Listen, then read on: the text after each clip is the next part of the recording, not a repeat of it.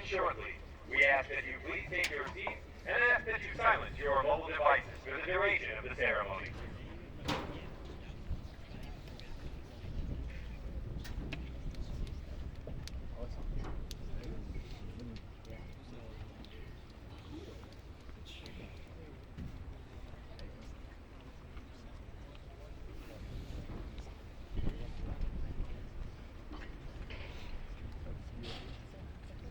As we celebrate the 247th birthday of our illustrious Corps, we should reflect on the values that bind us together in an elite society as Marines.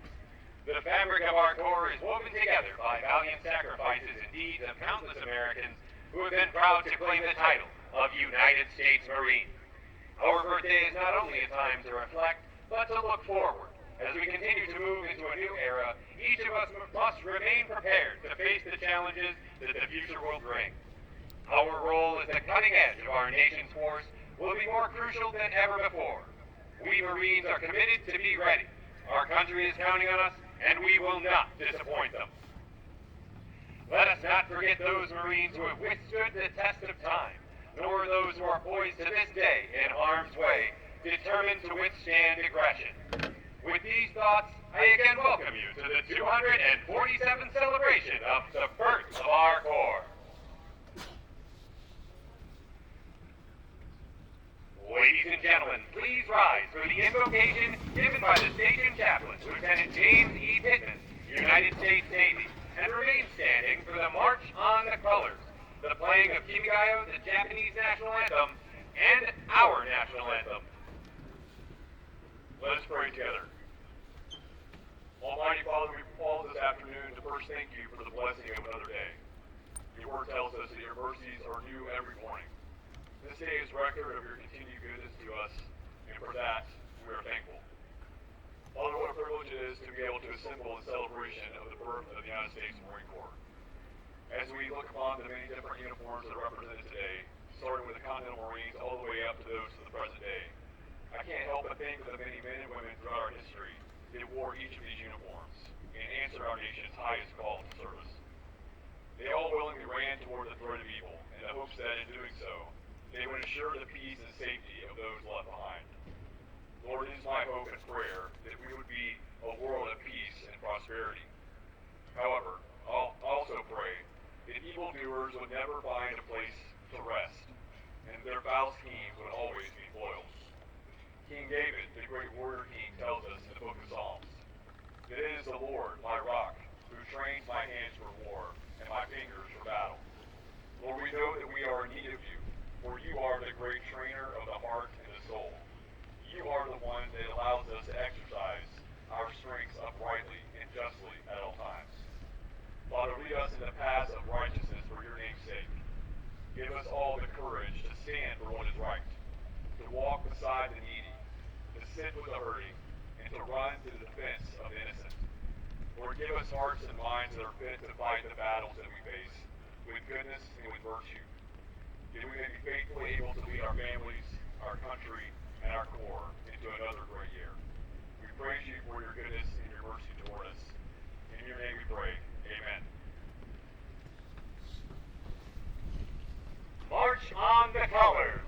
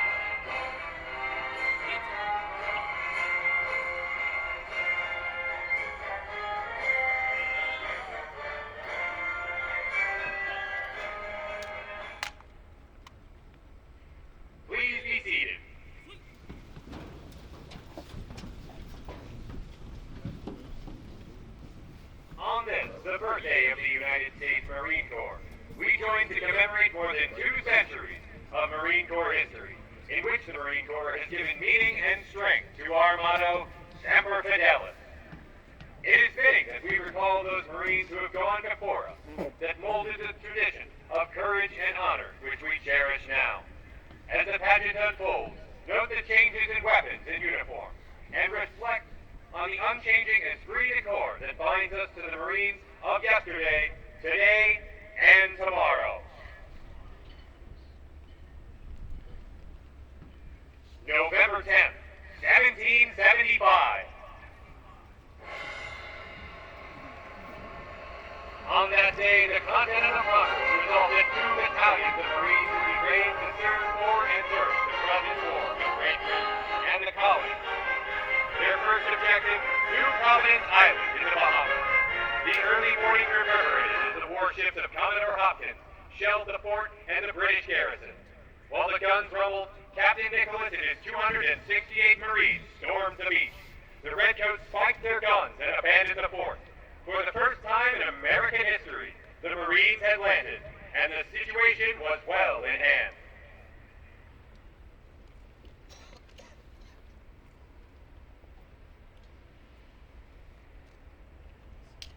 November 10th, 1812.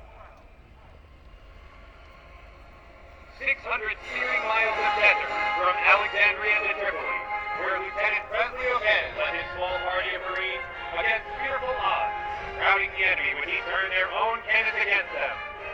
In 1812, during the final conflict with England, Marines served well aboard ships of the fleet. The Marines were in the frigate Chesapeake and held the British boarding party at bay when Admiral Lawrence ordered, "Don't give up the ship." The Marines at Bladensburg stopped 15 times their number in British regulars on November 10th, 1814. Marines look back, as we look back now, on many years of tasks well done.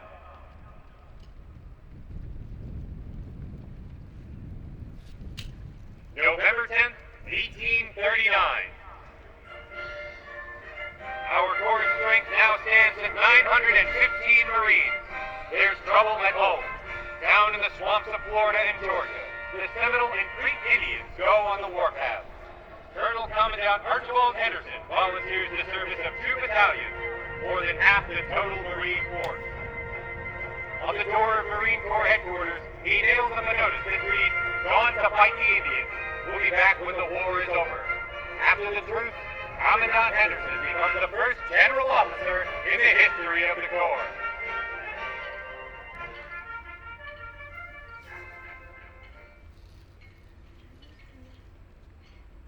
November 10th, 1848. Mexico City. The first troops to enter the Citadel were United States Marines.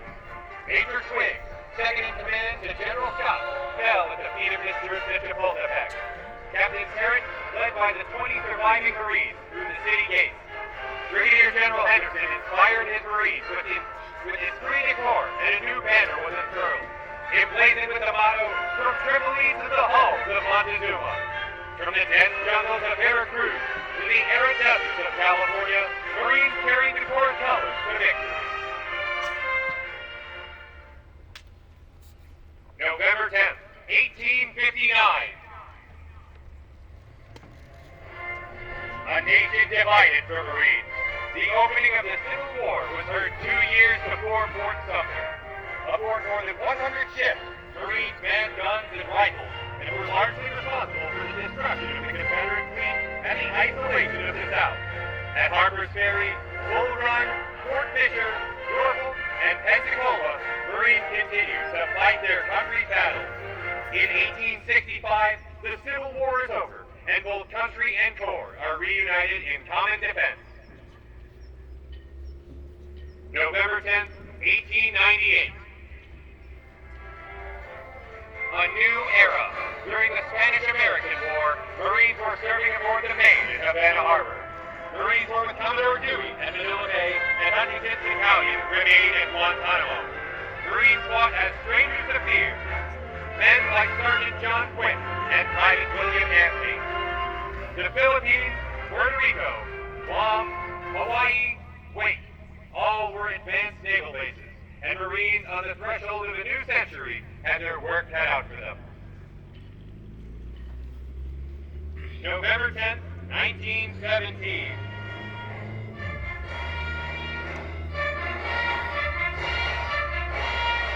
World War I.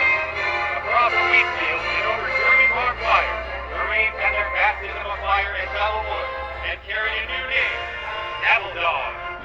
It had been rough and bloody through the fought-in rain of Chateau-Thierry, Soissons, Montblanc, and the Meuse at Argonne. These are the places by which we will remember the men who helped to defeat the elite German infantry. Men like John A. Lejeune, Major Holland M. Smith, Private First Class James J. Kelly, and Corporal John A. Pruitt. November 10th, 1918. A new Marine made her appearance. Called Marine X, this small band of 305 dedicated women handled clerical duties, enabling more of their male counterparts to go over there.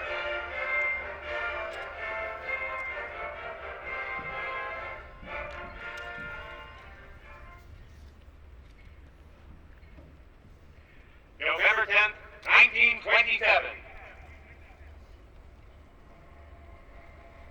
Following the First World War, peace prevailed in our armed forces, except for the Marines. Haiti, Nicaragua, and the Dominican Republic kept Marines fighting and dying in the Banana Wars. Marines like Jesse Pollard left their legacy. It was in the Nicaraguan jungle that a new era dawned. 2 Marine aircraft fly over the battle area and on signal from the ground, join in the fight with machine guns. This is the day that the Marine Corps concept of close air support had its first battle test, and the now famed Marine Air Ground Team is born. Jungle tactics were conceived, developed, and the Fleet Marine Force first came into being. November 10th, 1942. The world is once again at war as uncommon valor became a common virtue. Marines launched the first American offensive on the Pacific theater. Guadalcanal marked the first time the Japanese were stopped on land. An air-ground team strengthened by the traditions of those who had gone before.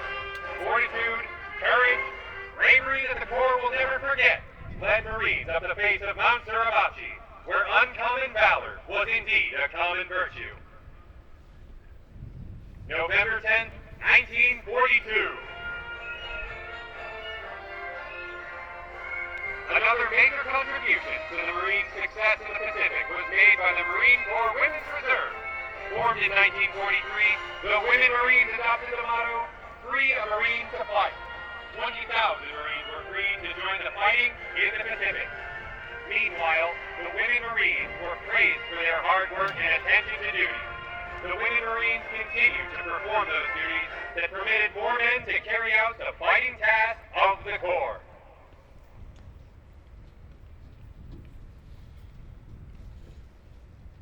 November 10th, 1951.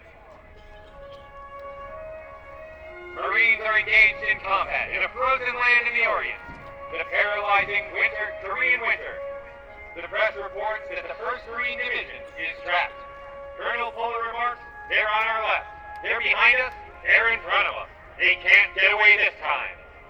A new concept is born as Marines pioneer the combat employment of the helicopter.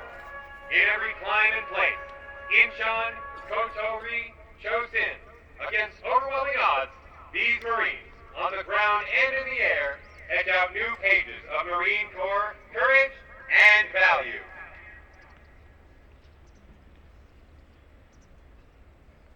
November 10th, 1965. Marines are in battle in the jungles of Vietnam. Marine aviation and ground units established new standards in excellence in close air support. Marines wrote new pages in the history of our Corps as they fought to protect the lives of American civilians caught in the midst of foreign internal strife. Their mission was to preserve the freedom of a tiny country threatened by communist aggression. The essential history was written through thousands of small patrol actions. The corporals, the lance corporals, and the privates demonstrated the leadership, courage, and esprit de corps which has ever characterized our Corps. While the victories were less tangible, the outcomes more cloudy. The performance of the Corps was steadfast and true.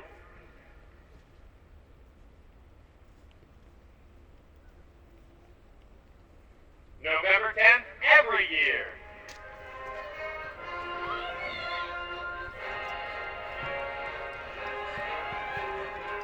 Serving with Marines in times of peace and war, the United States Navy has been consistent partners so vital to our success. As we made the great march across the Pacific and into many battles since, the United States Marines can only pause and reflect that without the Navy, it could not have happened. The steady sailors of the ships put us ashore and covered us with gunfire and aircraft. They supplied us. The chaplains comforted the wounded and dying, and the officers and sailors of the Medical and Dental Corps were always beside us. To the Navy, we salute you and recognize the inseparability of the Navy Marine Corps team. November 10th, 1990.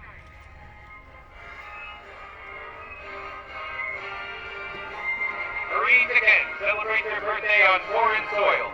In the desert of Southwest Asia, Marines stand as a barrier against the blatant aggression of Saddam Hussein. In a war which lasted 100 hours, the Marine Air Ground Team once again proved itself as the expeditionary force of choice. The nation's 911 call is answered by the United States Marine Corps.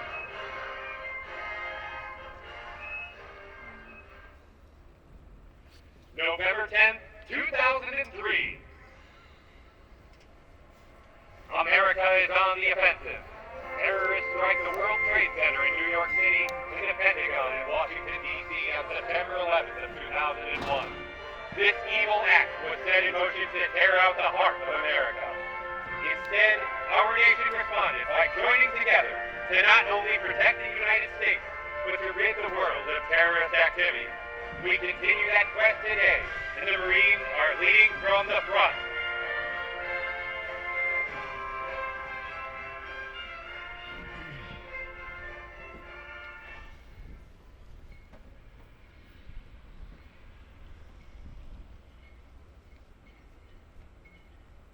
November 10th of 2022. The current battlefields of the global war on terror are linked to the storied campaigns of our past by an unbroken tradition of proud and loyal service. At New Providence, Chapultepec, Bellwood, Tarawa, Iwo Jima, the Chosin Reservoir, Tonkin, Kuwait, Iraq, and Afghanistan, and in hundreds of smaller places similar. Marines have consistently demonstrated a dedication to duty, a commitment to warfighting excellence, and a devotion to each other that has instilled a fierce determination to overcome seemingly impossible challenges. Our warrior ethos continues to be the Corps' hallmark.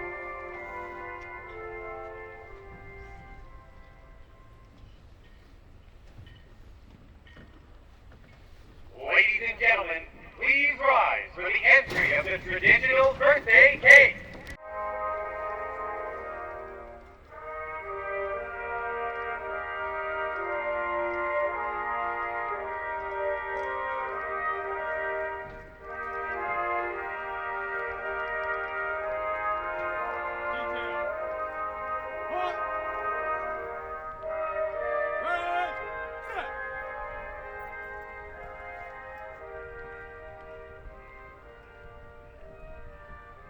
The adjutant for today's ceremony is Captain Anthony Howell from Wichita, Kansas.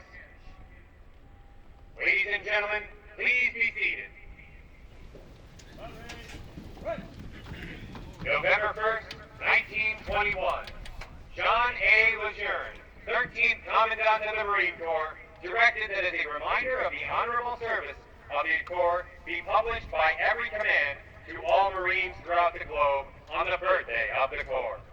Since that day, the men and women of our Corps have continued to distinguish themselves on many battlefields and foreign shores, in war and peace.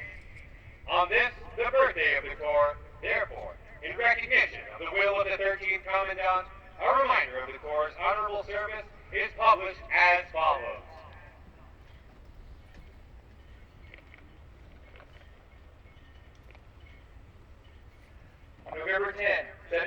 the Corps of Marines was created by a resolution of Continental Congress. Since that date, many thousand men have borne the name Marine. In memory of them, it is fitting that we who are Marines should commemorate the birthday of our Corps by calling to mind the glories of its long, illustrious history.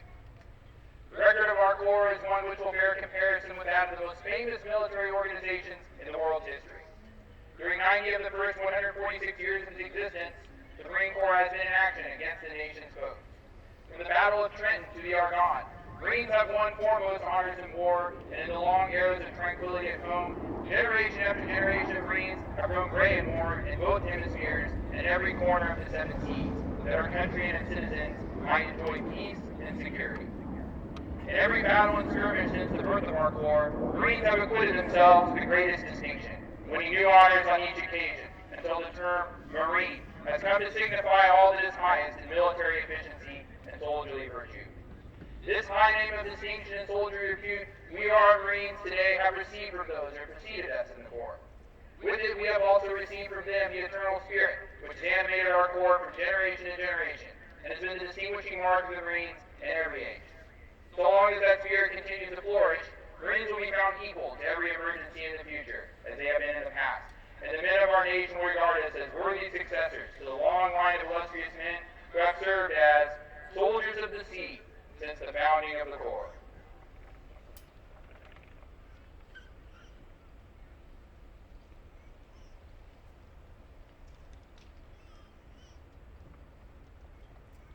The timeless message of our 13th Commandant has left its mark in the hearts and minds of all Marines, past and present. By deed and act from Bellawood to the Argonne, from Guadalcanal to Iwo Jima, from Incheon to the Korean Armistice, from the hard fights in Vietnam to Desert Shield, Desert Storms, to this century's longest wars in Iraq and Afghanistan, and hundreds of other places where Marines have distinguished themselves, Marines have continued to epitomize those qualities which are their legacy. The success which the men and women who have earned the title Marine have achieved in combat and the faith they bore in peace will endure forever. The Commandant and our many friends have added their hearty praise and congratulations on this, our 247th birthday. Ladies and gentlemen, a message from the Commandant of the Marine Corps. 70 years ago, Army Major General Frank E. Lowe was quoted as saying, "The safest place in Korea was right behind a platoon of Marines. Lord, how they could fight." That testimonial rings true now as it did then, and will remain so tomorrow. As we celebrate the 247th anniversary of our Corps' founding, we reflect on nearly 2.5 centuries of exceptional prowess, while also taking objective stock of where we are today and how we will prepare for future battlefields. Our birthday provides us a chance to focus on the one thing common to our success in the past, present, and future: the individual Marine. Victories are not won because of technology or equipment, but because of our Marines. Since 1775, Marines have fought courageously and tenaciously in every conflict our country has faced.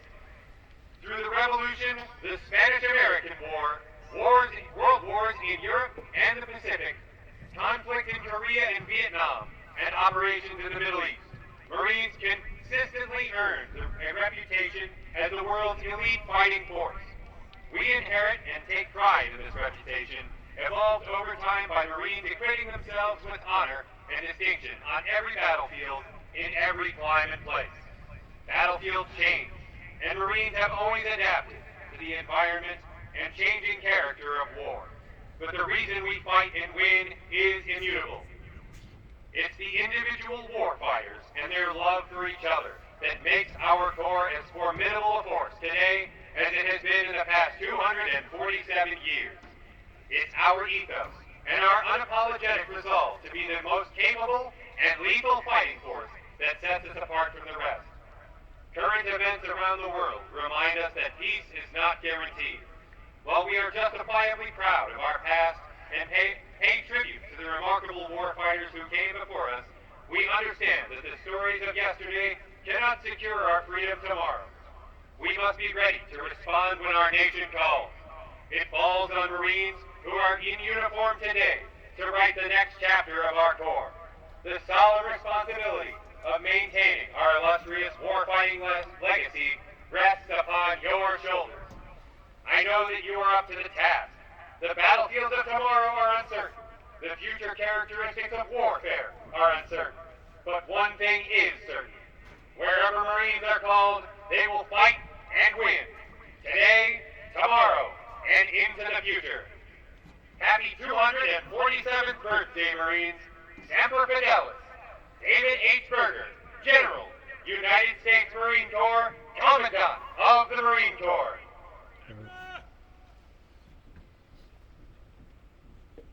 Ladies and gentlemen, now taking his position in the reviewing area is the commanding officer of Marine Corps Air Station Iwakuni, Colonel Richard Rosnoff.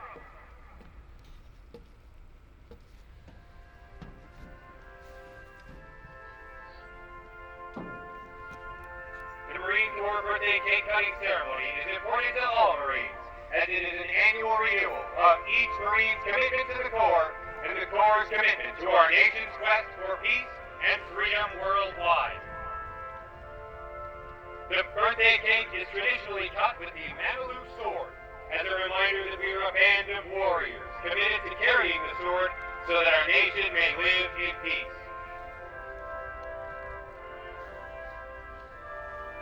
As is our custom, the first piece of cake will be presented to Colonel Rosnoff.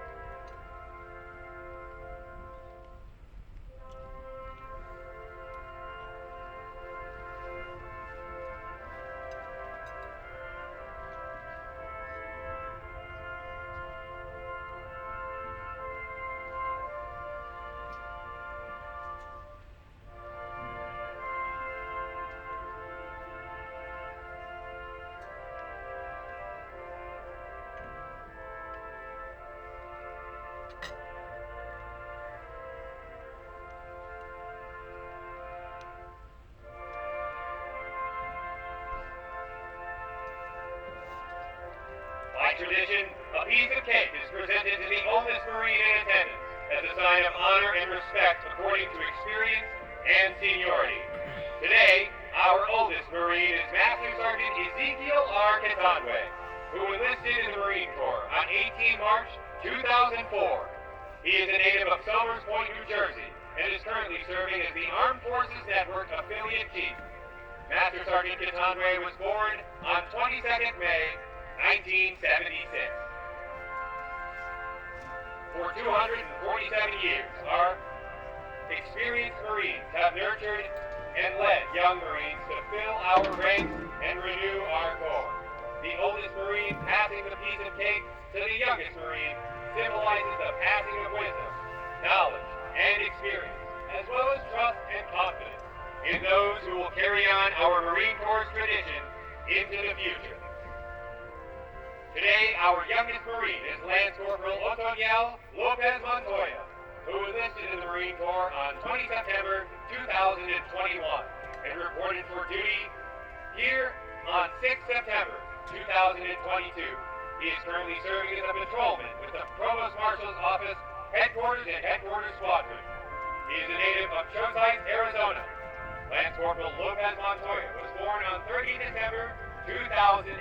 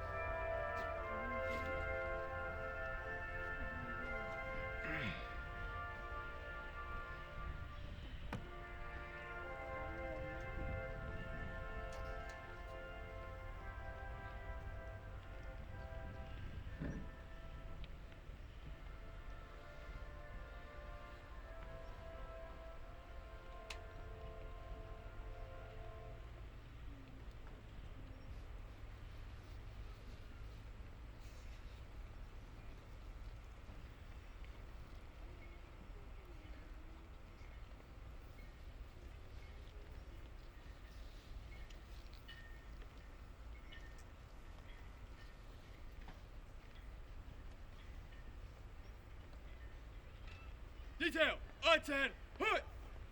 Ready, step.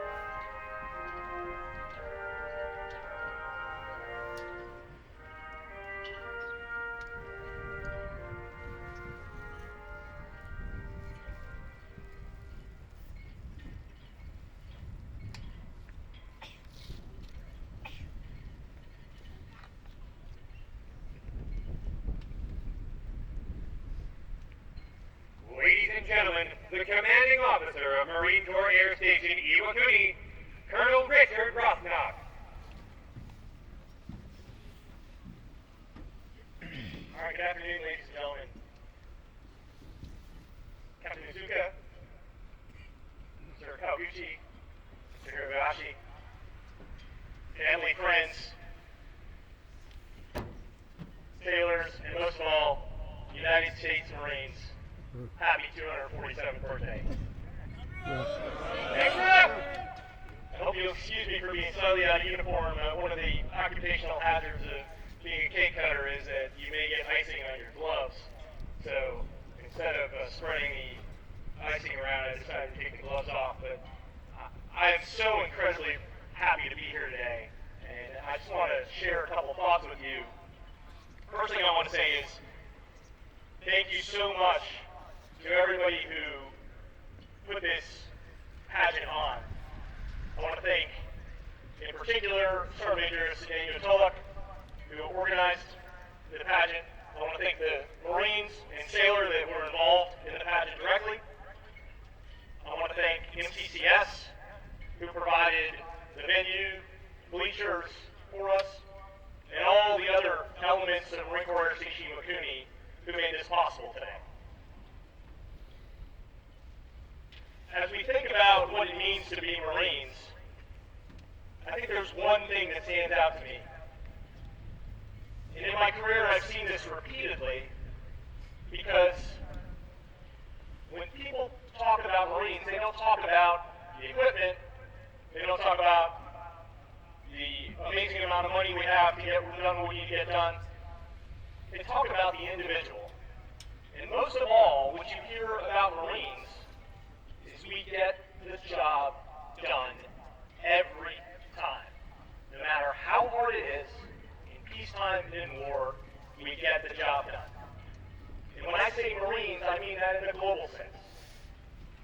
The sense of the Marines that are sitting here in uniform, Marines that are retired, who go out into the civilian world, either in the government or private industry, and continue to do great things.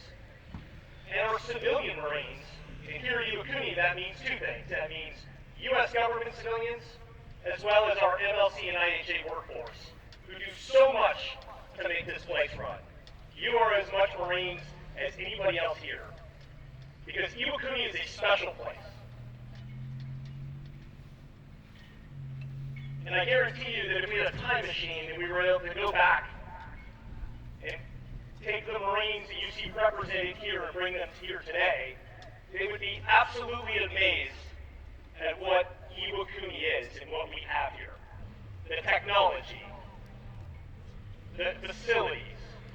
But the one thing that they'll recognize right away is the dedication to the mission. That never changes in 247 years. And so that's what we need to celebrate. We need to celebrate us being amazing at getting the job done. Amazing at fulfilling the mission. And one needs to just look at today's world and the news Marines just this afternoon and understand that the demands will only be greater in the future. But I am absolutely confident that because we have Marines supported by our Joint Force partners, supported by an amazing civilian workforce, that we will always prevail. We will always get the mission done. And that is the hallmark of what we are as a Marine Corps. So I thank you for your service. I thank you for your participation in today's ceremony. Semper Fidelis, happy 247.